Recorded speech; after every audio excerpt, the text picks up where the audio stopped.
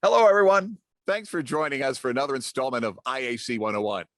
This episode will explore the topic of process heating in factories. For those of us who are interested in energy efficiency, process heating is a very important topic with large opportunities for energy savings. We're going to spend a little time with some of process heating basics and then talk about the big three: how to improve the efficiency of your heating, how to contain what you heat, and how to use waste heat and make some money. Because these three are so important, we'll be splitting them into two parts. This episode will cover the basics of process heating as well as heating efficiency. And the next episode will go over containing your heat and reusing waste heat. So let's dive in. Why do we need process heating in industry? Sounds like a very basic question, but there's actually a host of different reasons. One of the biggest reasons we have process heating is for phase change. We've got drying processes that try and change the phase of water from liquid to vapor, and melting processes such as melting of metal like aluminum, or if you're in food processing, maybe melting chocolate and pouring it into molds. Regardless of the material, you're changing the phase from solid to liquid, allowing it to flow. Secondly, we have heat treatment. Here, processes are being performed to alter the properties of a material. This would include tempering and annealing, where we're either embedding or releasing stresses in a solid. We could also be hardening surfaces through a process called carburizing, where we're putting carbon onto a surface. And we also use process heating for separation of components. Probably the biggest and most popular technique is called distillation. You heat something up until it changes phase, and then you cool it back down where the various components will condense at different temperatures, and that's how you separate them out. We're also interested in process heating for chemistry. Sometimes in order to get chemical reactions to occur, you need to heat. And often you're trying to control the reaction and the reaction speed with temperature management. A classic case of this would be baking. A very low temperature process, but very important for industry. And I particularly like bread myself. If you're trying to bake bread, for example, you want it to be moist. So you want the temperature to get near 212 degrees Fahrenheit. But if the process reaches 212, you don't make bread anymore, you make crackers. Another case would be changing viscosity. Let's say you have a mixing process. You might want to add heat because the mixing happens more easily by lowering the viscosity of the mixture, allowing for less work to be done by the active mixers. How important is process heating to the overall energy budgets of manufacturers? Although it may seem insignificant at first glance, if we look at energy consumption, process heating is responsible for about 36% of the total energy use. And anywhere from 15 to 85% of that energy supplied to process heating actually gets used for heating. So we have other losses there as well.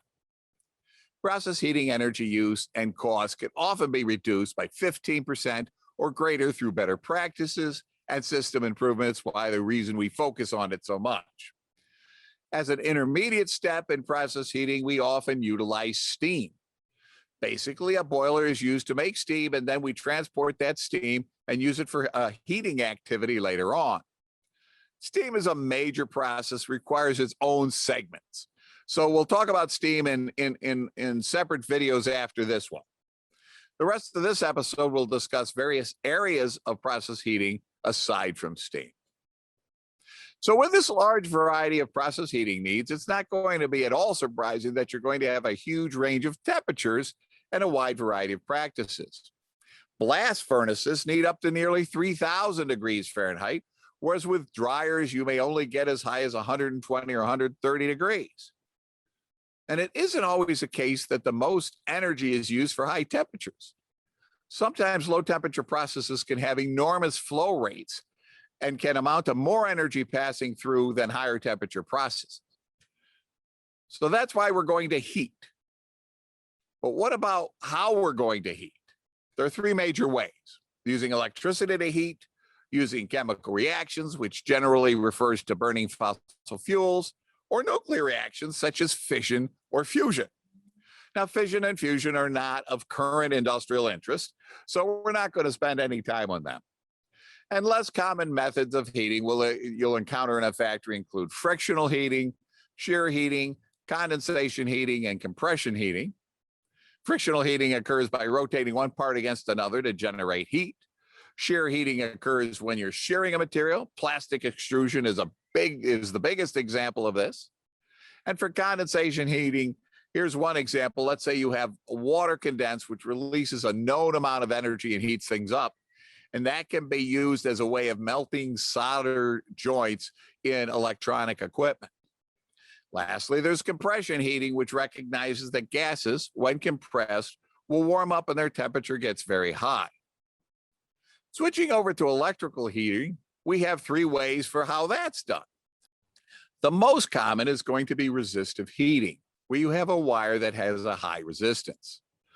You use Ohm's law and you find out that the power that's consumed is I squared R.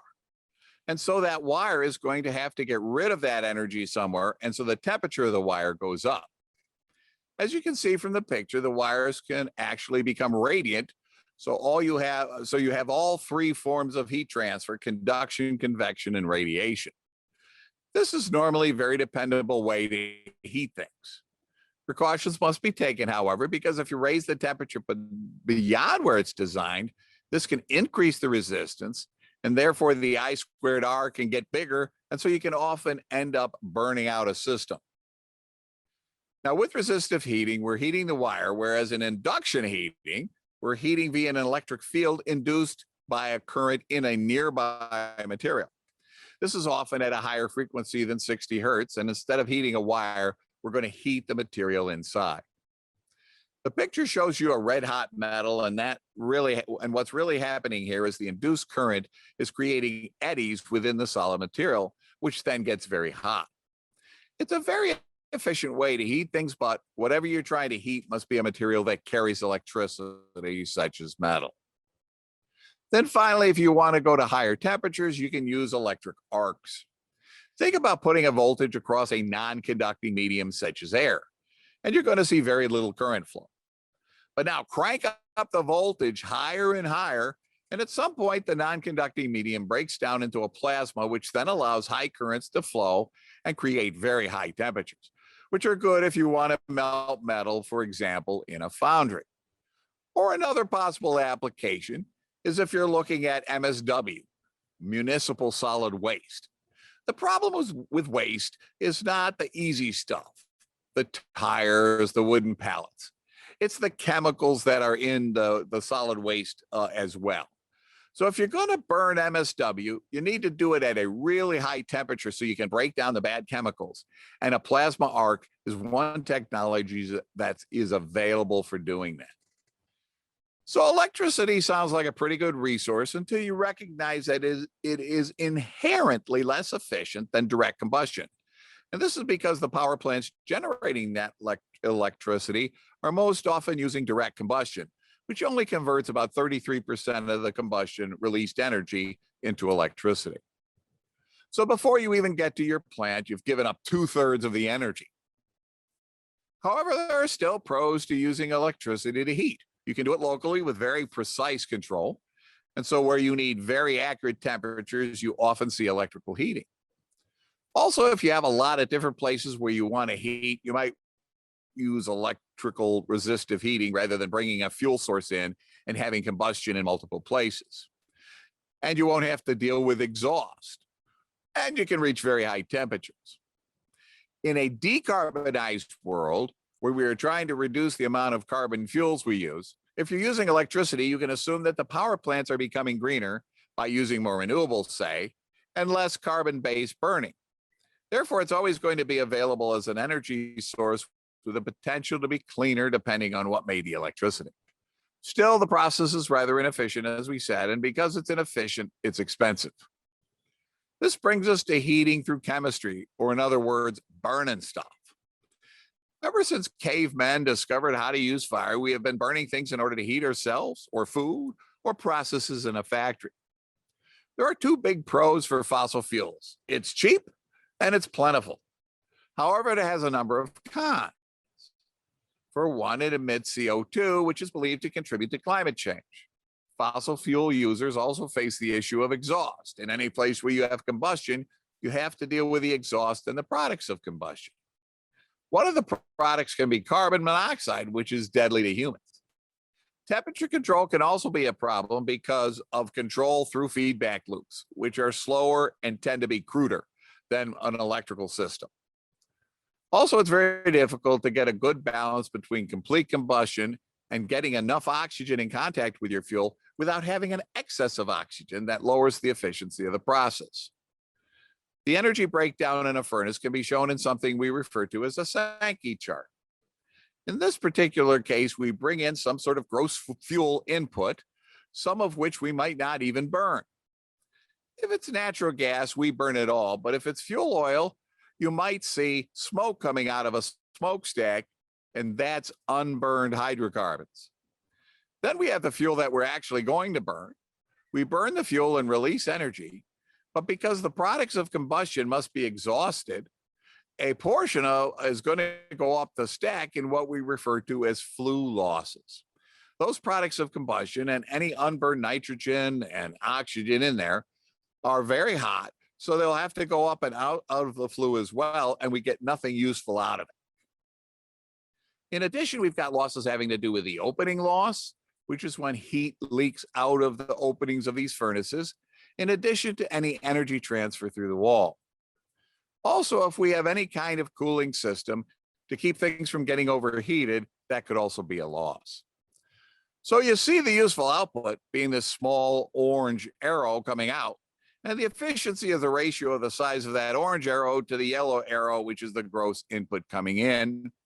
And these losses can be significant.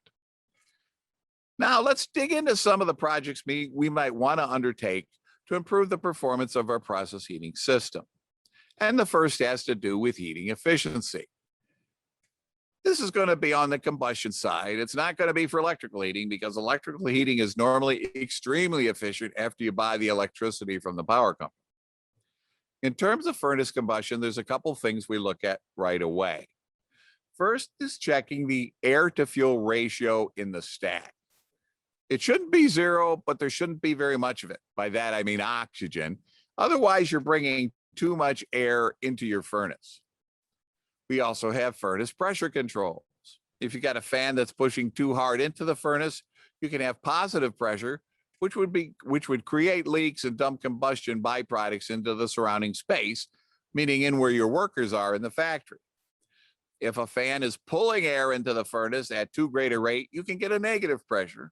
And now you're sucking air into the furnace and having to heat it up and send it out through the stack. In either one of those scenarios, the problem should be caught and corrected. The other thing you can look at with furnaces is what their temperature needs are and whether they would benefit from using oxygen-enriched air, which is becoming less and less costly.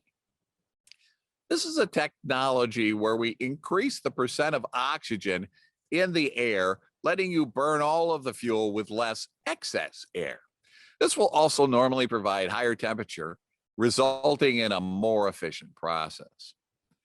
Now, I mentioned checking the air-fuel ratio for the combustion, and this can be done relatively cheaply by getting yourself a flue gas analyzer. A flue gas analyzer functions by sampling the stuff coming out of the exhaust of your furnace or whatever your combustion device is. It will typically allow you to measure carbon monoxide, oxygen, and CO2, which will give you the efficiency and tell you whether you really need to adjust the air-fuel ratio going into the furnace or not. A potential recommendation, if we find too much excess air, meaning too much oxygen in the flue gases, is to trim back the amount of air in your burner. That unused air travels through the system and doesn't participate in the combustion, but still must be heated, and then it's thrown up the stack, providing nothing in value, and yet you spent your money on heating it. So the potential savings is realized by not heating and throwing away unused air. Now, recognize this only works on controlled combustion systems. If you simply have a flame, think of a match or a Bunsen burner, for example, and it's open to the environment, then you're not going to be able to control the flue gas. There's going to be a lot of excess air around that flame, especially as you get away from it. Now, if you do have controlled combustion, the amount of acceptable oxygen in the flue gas depends on the fuel. This information is available if you look at the manufacturer's specifications. And this is something that changes over time, especially if you are switching fuels a lot. Fuel oil to natural gas and back to fuel oil, etc., can create a nightmare in terms of how you balance the combustion. Obviously, implementing an automated trim system where you have an oxygen sensor in the flue, and then you feed back that information to the burner where you're controlling the air-fuel ratio would be ideal, and we often recommend it. Now, I already mentioned that fuel switching creates more of a challenge when you're trying to optimize the amount of oxygen in the flue gas. If you keep changing fuel, you're likely to have soot problems. That's that unburned carbon. These sorts of things, which can impact the efficiency of combustion. Well, so you might say, well, then why switch fuels? But that's actually not the right answer. It isn't necessarily about saving energy in this case. It's that switching fuels allows you to be the most economic. For example, natural gas in the middle of winter can get a little scarce. If a cold snap comes in the Northeast, you have to heat all of these homes and hospitals and other commercial entities. So they would like not to have to send natural gas to factories. Well, if you're a factory and you can switch over to fuel oil, then you can sign up for something called a curtailable rate schedule.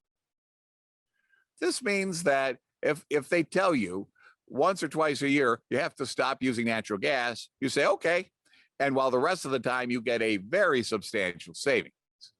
This is almost always a good idea if you have the ability to switch fuels.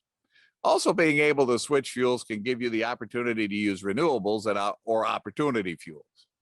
An example of an opportunity fuel would be a waste product in your plant, leftover cardboard, wood shavings, whatever, and you could use these as part of your fuel portfolio. Next, let's look at how furnaces or heating systems are actually being used. One of the things you look for are empty furnaces or unloaded furnaces where you could put more into a furnace than what it is currently being used for. I remember a glassware plant in Baltimore where we were doing an assessment, and they were able to double the throughput through an annealing furnace by alternating big and small glassware on the conveyor instead of having all one size. Good scheduling can also save a lot of energy. Another thing to look for when you're not operating, let's say overnight or on the weekend, is what are your offload strategies? Can you cut back the airflow going through the furnace? Or can you simply set back the temperature on the furnace when it's not in use? Setbacks are a very important thing, but we find a lot more discomfort with plant managers who have let's say melt metal. And you say, look, you're going to have to keep that melted overnight. Why don't you set the temperature back? For every 100 degrees you decrease the furnace temperature, you're going to save about 10% of the energy you use. But they don't want to worry about that. If it ain't broke, they don't want to fix it. What can help is that they also have a lot of worries about metal loss. Okay. When you're talking about, for example, aluminum smelting, you have the oxidation of aluminum, which we call dross, and lowering the temperature will also reduce the amount of dross formation. So what we like to do is tell them, don't set it back much. Set it back 10, 20, 30 degrees and see if the product quality remains high, and then you can keep going from there. Another area that can be focused on for efficiency improvement is looking at wherever they've had troubles. How are the ovens operating? Oh, you're having a little trouble over there. Let's take a look. Often what's done to fix a problem is okay in an emergency and as a temporary solution, but in the long run, it'll cost you lots of money. In some cases, there are manual overrides that get actuated when there's an emergency, and then they just never get reset. If there are doors open or fans being used to cool, this is an indication that there are either uneven temperatures or hot spots in the furnace or heating system. You can also get rid of those fixes by just repairing the furnace. And finally, we want to look for oversized heating systems. If your furnace is operating offload all the time and not how it was designed, it's not going to operate efficiently. All right. Hope you enjoyed this introduction to process heating and manufacturing settings. This brings us to the end of part one of this process heating series. In our next episode, we'll delve further into the topic, discussing heat containment and waste heat recovery. I'm Dr. Mike Muller. See you next time.